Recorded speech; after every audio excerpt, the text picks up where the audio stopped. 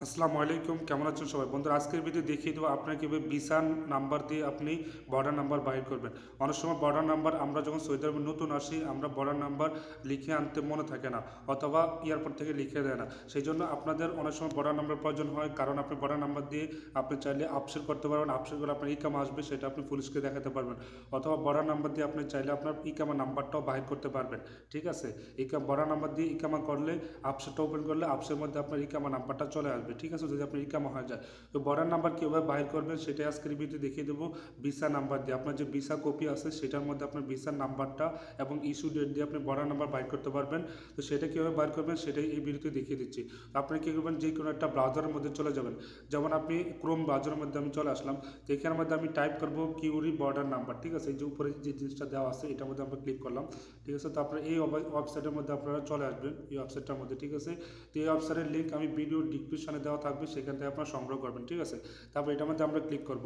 এটার মধ্যে ক্লিক করার পর আমরা সবচেয়ে নিচে যে অপশনটা আছে নন জিসিসি সিটিজেন। ঠিক আছে, আমরা যেহেতু আজনবী, আমরা সৌদি সিটিজেন নাই, তো এই কারণে আমরা এখানের মধ্যে নিচে আমরা ক্লিক করবো। ঠিক আছে, এখানের মধ্যে ক্লিক করার পর আমরা এখানের মধ্যে ভিসা নাম্বারটা লিখে দেবো এবং নিচে আমরা ভিসা ইস্যু ডেটটা লিখে দেবো।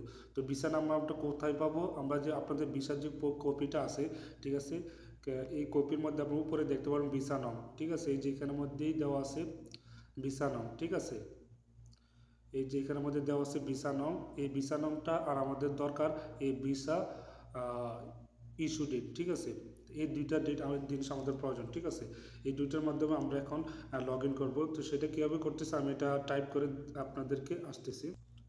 তো আমি এখানের মধ্যে সব কিছু লিখে দিলাম। ঠিক আছে, ভিসা নাম্বার এবং ভিসা ইস্যু ডেট। তারপর এখানের মধ্যে ক্যাপচা কোডটা আমরা লিখে দেবো 7876। আপনাদের এখানের মধ্যে যেটা থাকবে সেটাই আপনারা এখানের মধ্যে লিখে দেবেন। তারপরে ইনকোয়ারির মধ্যে আপনারা ক্লিক করবেন। ক্লিক করলে এখানের মধ্যে দেখা যাচ্ছে sorry no border number found this enter data. ঠিক আছে, তো এখানের মধ্যে আপনার সে সৌদি আসছে, ইকামত তৈরি হয়ে গেছে। ঠিক আছে, এই কারণে এখানের মধ্যে বর্ডার নাম্বার দেখাচ্ছে না।